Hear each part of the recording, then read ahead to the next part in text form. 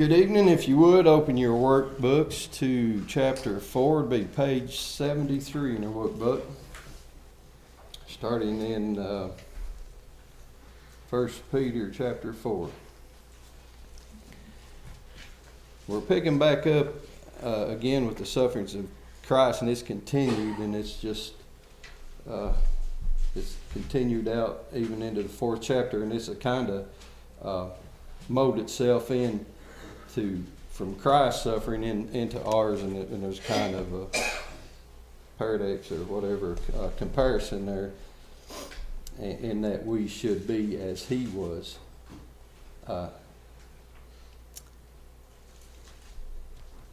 Beginning here with this first question, it tells us to read verse 1. And do you see that the subject is the suffering of Christ, which was introduced in 3 and 18.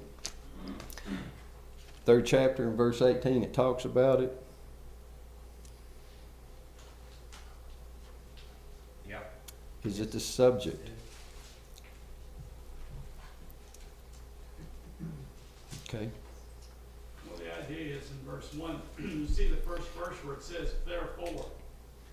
But you see that word right there, it means... It's extending, it's coming from somewhere. Take a listen to what I just said. Yeah. Okay, what we just stated. What we just previously said.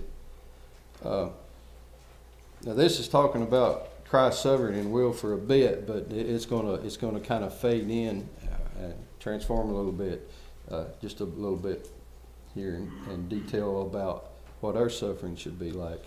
And it says, question 2, it says, knowing that Christ has suffered for us, Peter said, arm yourselves with what? Same mind. Mind of Christ.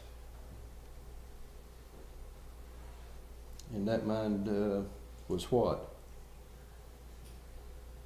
Making reference. Well, he had a mind of obedience. If you remember Jesus talking, I believe it was in John, he said, my need is to do the Father's will. So he had a mindset of doing God's will. That's where his mindset was.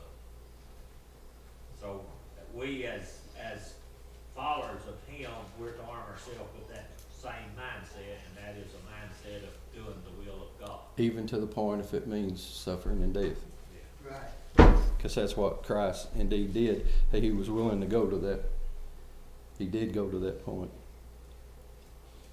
Now it tells us here on this, it says we're following up here with Philippians 2 and 5. It says, what does Paul say regarding the question that was just answered? And that's what he was showing us as Christians to do. To be, It essentially says the same thing, don't it? you know, Yes, let the mind be in you, which is being of the same mind. Like having that same mind that he had. you know, be obedient to God, no matter what. No matter how much you suffer, be obedient to him and be true to him. No matter what you go through, no matter what the consequences are, or death, your reward is your salvation. The Bible gives us illustration, and I think in one part is that if you think about it, to give yourself over wholly, completely rather, to another person to the point to where you're willing to die, takes a lot of faith in that. Yes. It takes a lot of faith. Yes. You know, Mark, that's what Paul meant in Galatians chapter 2 when he says, I'm crucified with Christ. Paul is saying the life that he once recognized and his It's dead to will him. that he once recognized, he no longer recognized. It's the will of Christ. It's as if it's dead to him. And now, did Christ have the mind of obedience to the Father, even so suffering for well-doing? Yes. Of course. Should Christians have this mind? Yes. And he said, He that hath suffered in the flesh is referring to Christians who has the mind of Christ, is willing to follow his example. What is said of that Christian? Well, he ceased from sin. Which means to me that sin, none of us have ceased from sin, or that it's not controlling his life. Yeah, it don't rule you. You don't walk or live by it. Again, that's what Romans talks about when he talks about that we don't allow sin to be our master. We don't follow it. Uh, I have ran into people who think that once you're Christians, you don't sin. I'm like, really? they ain't been there yet, have they? Well, they thought they were. I'm talking about you. If that be the case, that really makes you think, well, I think no way I can be a Christian. Well, this brings something to my mind. The last statement here that was said in verse 1, it says, who has suffered in the flesh has ceased from sin. Does that mean that everybody that suffers in the flesh is in this position, ceased from sin? What kind of suffering is it talking about here? If he suffered for Christ. Okay, we find that out later in a little bit, even on down around 13 or 14. We know it's talking about Christ suffering for him. Matter of fact, 14 says, if you are reproached for the name of Christ, blessed are you, for the Spirit of the glory of God rest upon you. And this is not talking about everyday sufferings that comes upon the average person. I mean, Verse 2 You know, kind of just extends it a little bit too. yeah, that, and it says that he no longer should live the rest of his time in the flesh for the lust of men, but for the will of God. And it goes on to say, even furthermore, for we have spent enough of our time, past time, in doing the will of the Gentiles when we walked in lewdness, lust, drunkenness, revelries, drinking parties, and abominable idolatries, and so forth. Mentioned in other places.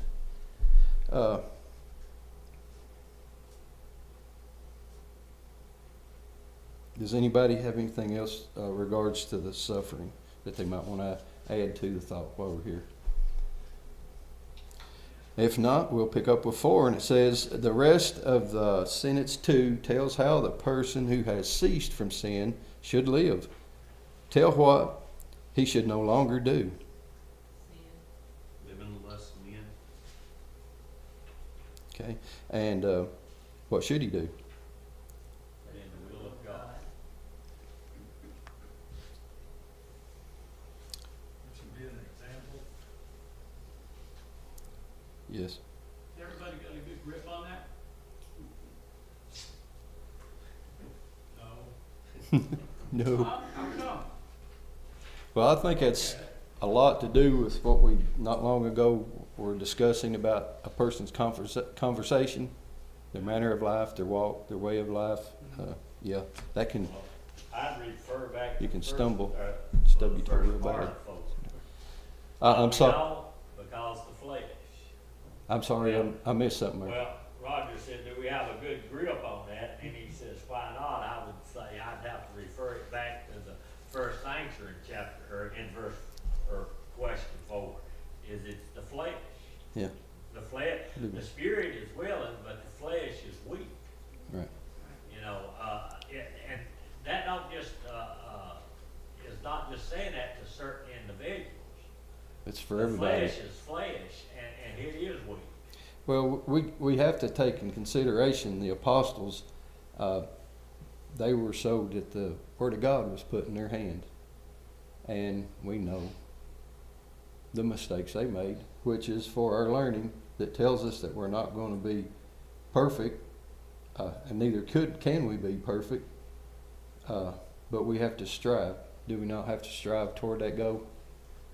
I mean, the best we can. We know we're not going to be, but we have to meet a goal. There's a goal out there that we have to strive toward. Well, we're to press toward the mark. The mark, and that's that goal. There's a mark of excellency, and that mark of excellency is found in the gospel, and we're to press toward that. Now, will we ever bullseye? I doubt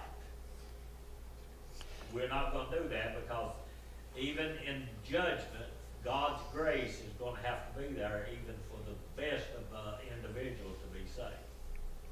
So we're not gonna die and leave this world perfect.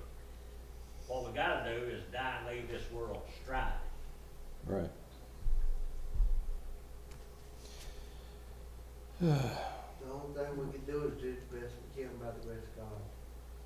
Well, hence the reason why we have Christ, the whole idea behind Christ in it. And if we do sin, Paul says, you know, talking about that grace there, but not to take advantage of it, but if we do sin, we have an advocate, which is Christ, that we can go to. Any other thing? Tells us here to read in Romans 6:2-7. It says, what did Paul say about the disciple of Christ and sin? We died to sin. To die and put it as if it's dead, live no longer in sin. You're no longer in sin, you're free from sin. Um, That's the bondage that we're in. And the only way we can get free of it is to die to it. And that's the only way we can die to it is through Jesus Christ. Matter of fact, I think coming up here it talks about if for the time of, let's see, where am I looking at that? For Christ had, where it had been preached to those that were in prison. All right, never mind, it's something else. Maybe it was, It's 3:19, is that verse. yeah, it's not that one, it was something else. I'll get to it later. Question 6 is how had those disciples walked in times past? List things they had done. The first 3 sins are primarily personal sins. The last 3 are social evils, and all common to the unregenerated world of the first century. Lasciviousness. Lust. 2. Drunkenness.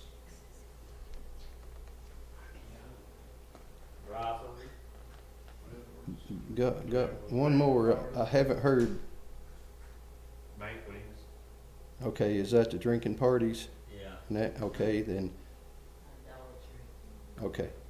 Idolatry. Excess of wine. Okay, That's the way it's worded. I yeah. think.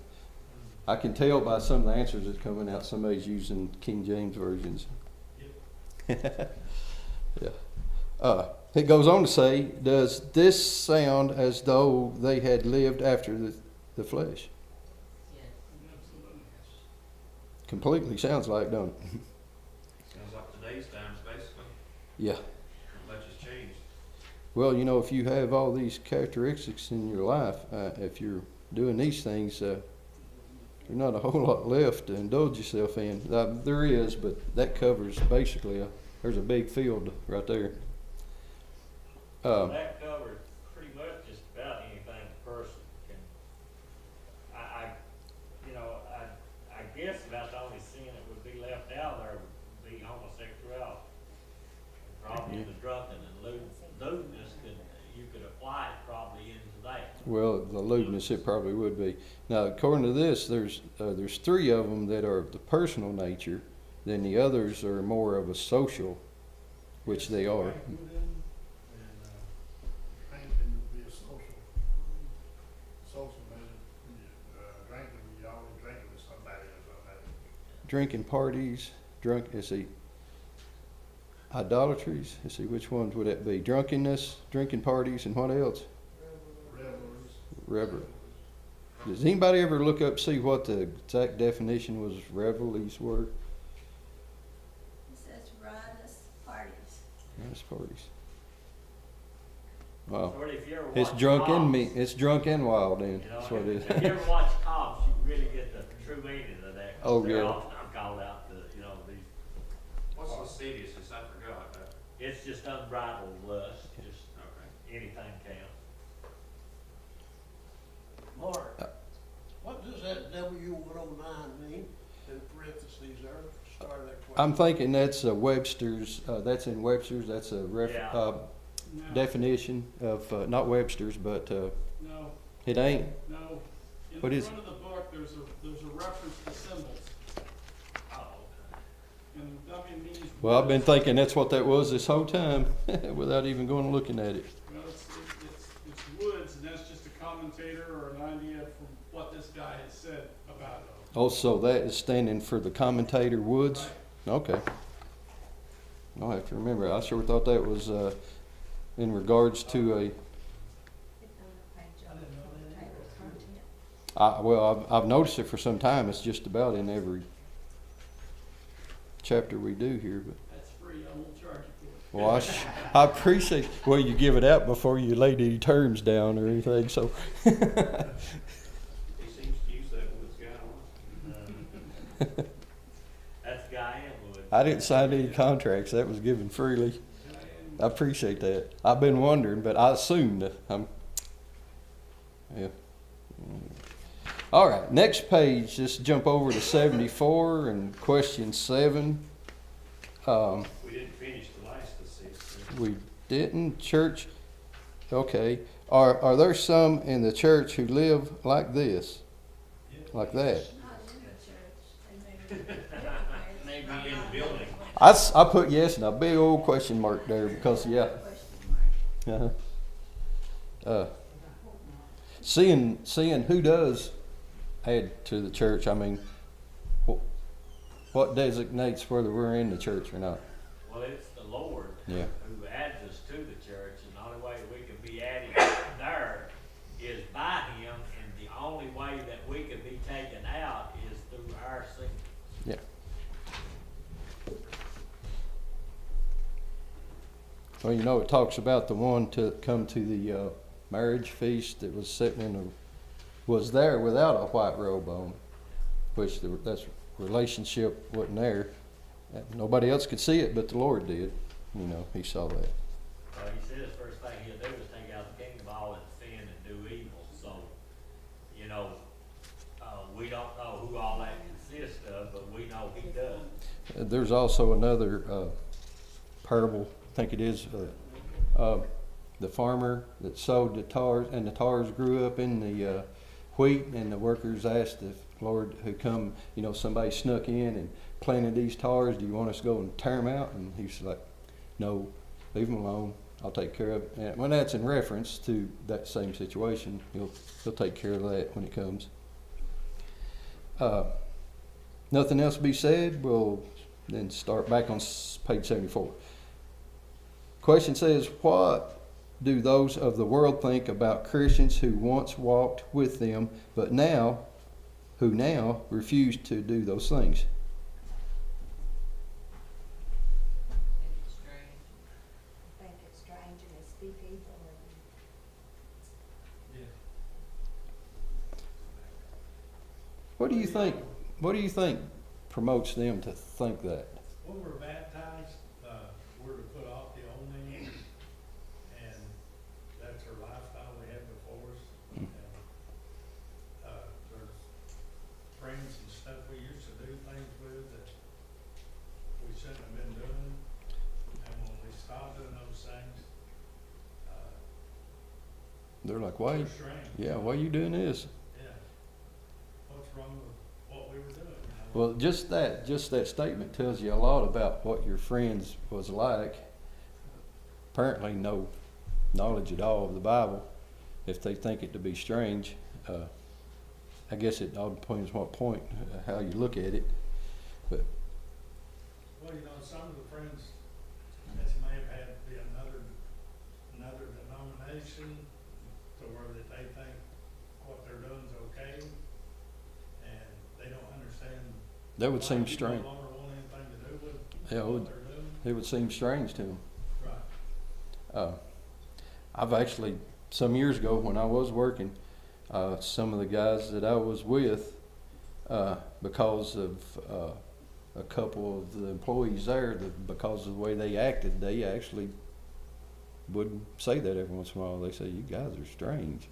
Why don't you want to partake in some of this, you know, pretty much, you know, why don't you join in, and why ain't you like us? This is normal, you know. They're looking at it like this is normal behavior.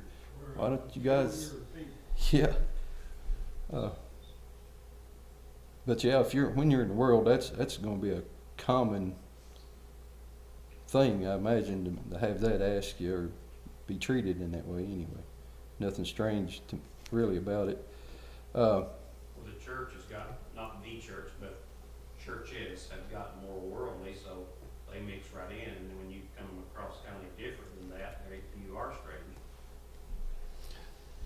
It You know, could be. Peter teaches that we are a royal priesthood, we are a peculiar people. And you know, just like these people that you used to do this with, a lot of times, when you quit doing this and you try to straighten your life up, and they see that, and then you don't do it no more, sometimes they get the attitude that now you think you're too good, or you're a goody two-shoes, or you're a self-righteous person.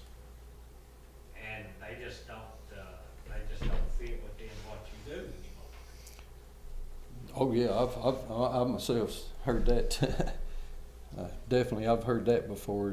That you're self-righteous, especially if you try to bring some kind of judgment on them, or you tell them that they're erring in some way. That's usually when that comes. That's usually when that comes out. That's usually one of the first things they say, is you're being self-righteous. You know, there. Well, that principle gets down to the same thing you see time and time again in Scripture. If they can't refute, or if they can't fix or accept what God's will is teaching, then they go after who's saying it. That happens time and time again, and it's the same way today. I'll give you an illustration. When I was working for a gentleman in Louisville in a cabinet shop,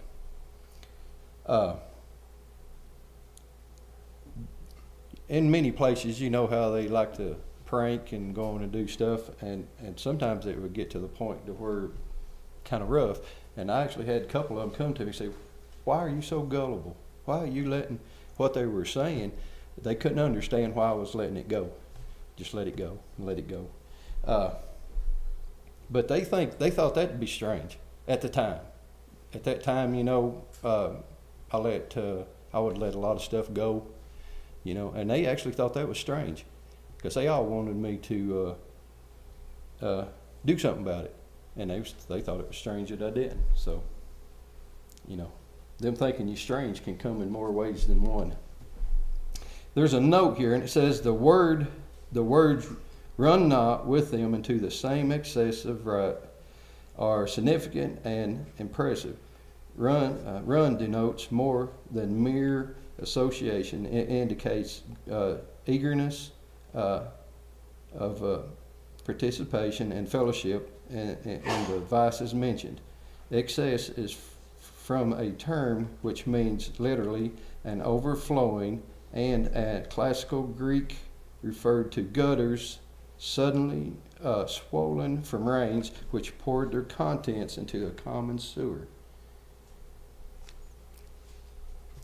And this is all based on a commentary, not Webster's. That W109 again. Yeah, that's referring back to this Yep. Woods. Yeah. No. What do y'all think about this? That comment there. Well, I think he's pretty much spot on myself. Makes a very valid point. Yeah. I mean, he's not talking about you used to walk. You know, if you was going somewhere and you wasn't looking forward to getting there, you would just sort of walk and mosey along. But if you was really excited about getting there, you might want to run. Yeah. So I think that's sort of the ideal here. They run, they enjoyed it, they was anxious to be a part of this. So I think that's the ideal. We even use that today, you know, I mean, that fella's running with the wrong crowd. Right. It ain't just, he's kind of seeing these people occasionally, he's kind Well, it's become your lifestyle. You're all in all. That it leads you. You're captivated by it. You're captured.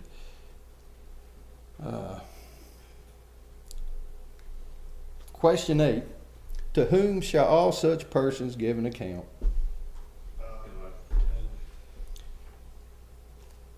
What does? Not but him that is ready to judge, but it's the same thing. Yeah. I think he repeats himself quite often here, and in some cases I thought he was repeating himself, but he was just looking at a more definite or detailed answer. When he does that, be careful because he's looking for pinpoint answers. I believe. Of course, yeah, it's pretty much the same thing. The next, what does he mean? Billy just answered it. Question 9.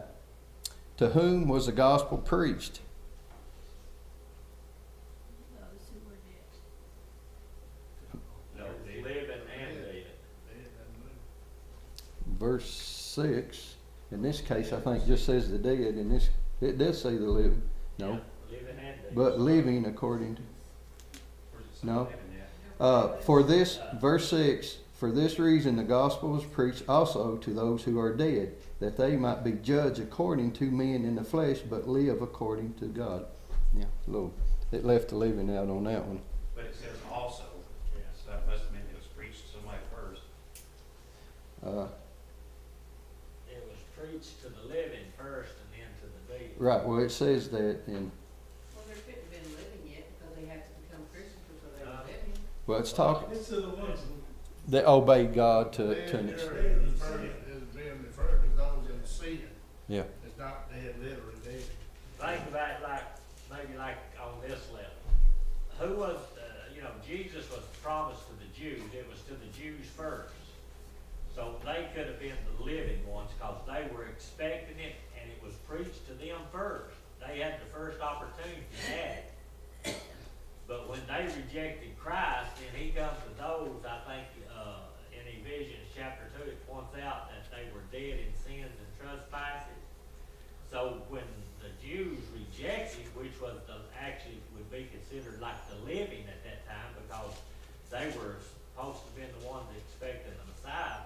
So when they rejected, then the gospel goes to the Gentiles. So it was preached to the living first, which would have been like Jews, and then the Gentiles, which would be the one But that if was they dead. didn't accept Christ, they wouldn't be living. Huh? If they didn't accept Christ, they wouldn't be living. Well, if you are obedient under the Mosaical law, yeah, you are a child of God. You know, that's So you'd the be living. ideal. It was preached to them because it was made ready for them. There were Now, those when they soldiers. rejected it, sure, they become separated. Now, not all Jews, remind you, not all Jews or all people rejected Christ. That's my understanding of it. I've got another idea too, just to think about. Verse 17, for the time has come for the judgment to begin at the house of God. And if it begins with us first, what will, those who don't believe? I think that's the same line, that's a thought there. I have a question. Why, if you're not living right, why would you have to give an account? If you're giving account, if you're just evil through and through. Yeah.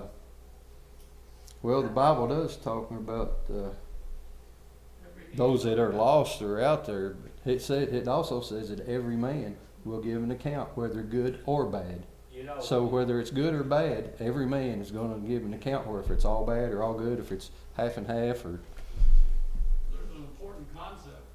God's gonna show everybody at some point. who every he knee, is. every knee will And bow. everybody's gonna understand, without a question, who he is. No matter what you've been in life, you're gonna understand who God is. Mm. and another thing, Mark, I'd like to add to that question is this.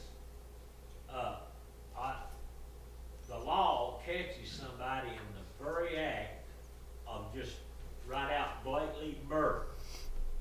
And they know it. It's caught on film, everybody sees it, everybody knows he's guilty. There's not a change in this world for him to deny that he is as guilty as sin. do we take that person just on that and take him out here and execute him? Or No, do we put him through a trial? you have the right to trial. He has a right. That's justice. And God is justice. And so he's gonna let everybody stand and give an account. And then he's gonna say, here's your problem. I was hungry and you fed me not. I was naked, you clothed me not. I was sick and you visited me not. And they said, well, Lord, when did we see you like that? When you did You it had to the one of the opportunity least of while one of his these. lifetime to do that. He also said that we'd have to give an account for every idle word that we said. I mean, you just think, with God, everything's possible, but just everybody that ever existed. Could you imagine mankind trying to judge every man or some faculty trying to judge every man for everything he said all through time? You can't remember what you said, yes. What? Yeah, so it's just not in man's comprehension to know what God can do. That's true. Did we make it? We done 9, didn't we?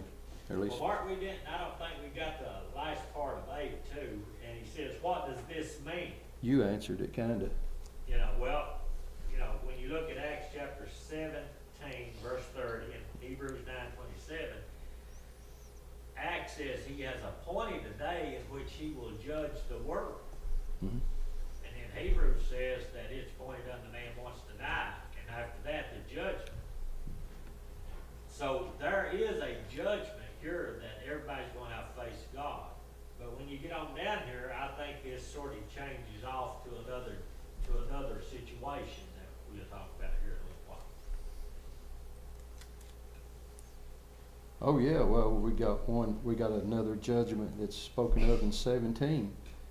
If a judgment begins at the house of God first, that's not talking about the end judgment, that's this judgment right now. If it begins here first with us, that means while we're here, there's a judgment going on, and it's coming from this right here. Well, he talks about on down here, and I don't want to jump ahead of you, but he talks about what does at hand mean,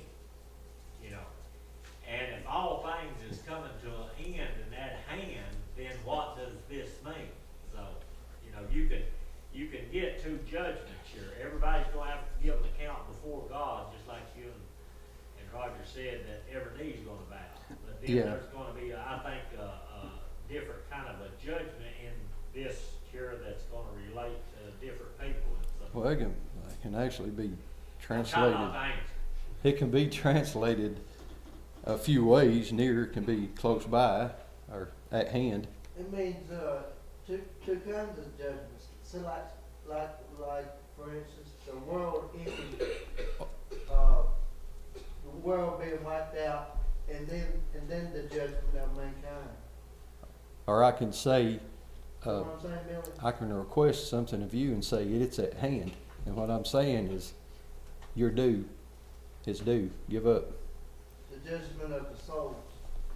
Well, no, they're really not, and seeing I know I've got it sort of here tonight. I know what you're thinking. We'll get to it when we get there. Yeah, Let's go ahead and we'll finish get it. to it on down, I get maybe to clear it up. I try not to give it away, You shouldn't be jumping so far ahead, but, Bill. I know. Where do we stop off at? Go to 10, No, 9? To whom was the gospel preached? we've done it. Yes, we did. We actually read Ephesians 2 and 1 and tell in what sense they were dead. Okay. Was trespasses Yeah. same as sin? Because it says, Trespasses and sin. Yeah. why does it say trespasses and sin then? Well- It seemed like it would be 2 different things. Trespasses is breaking of the law. Oh, So anything that you do that is sin, it's like John says, that it's a transgression. He that abideth not in the word of God and transgress, he's sinning. It's just, it's a way of saying 2 different things, or rather one thing. I mean, I could say automobile or car. Same thing, right? It makes you say, why did they listen to know it's the same thing? In a general sense, trespass means you you're coming on grounds without permission, or you're doing something without authority, which all leads back to sin. It all ends up in one place. Why was the gospel preached to them?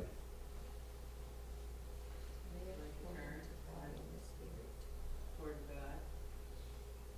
Is that what they? That they might be judged according to the man in the flesh. Okay. According to God in the spirit. Okay. What does that mean, to judge according to man, but alive to God in spirit? When the church preaches, when a man teaches from the Bible, it's from man, but it's coming from God, and that's judgment. But it said From men God. speak evil of you, so they're kind of judging you in that way. Well, could it be the fact that, that man would judge these people to be dead, but yet they'd be alive in God's eyes, like the Jew would look at the Gentiles You could take and it say now. no, Yeah. but God says in the spirit, yes, they are, because they accepted it. You might be given a wrongful judgment by man, but on the other hand, you might be alive the whole time.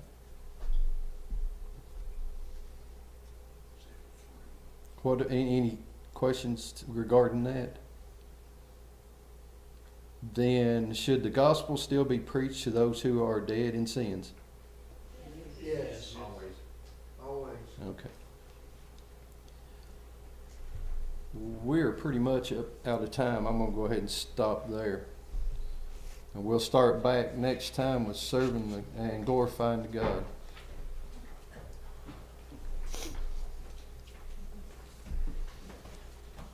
If there's anyone here tonight that's subject to the gospel call and has done something that has jeopardized their soul, their selves in front of God, this time is set. But for you, or if you've never obeyed the gospel and you're ready to do those things that are required, then this time is also set aside for you, that you can come and obey the gospel and be a child of God. If need be, come as we stand and sing.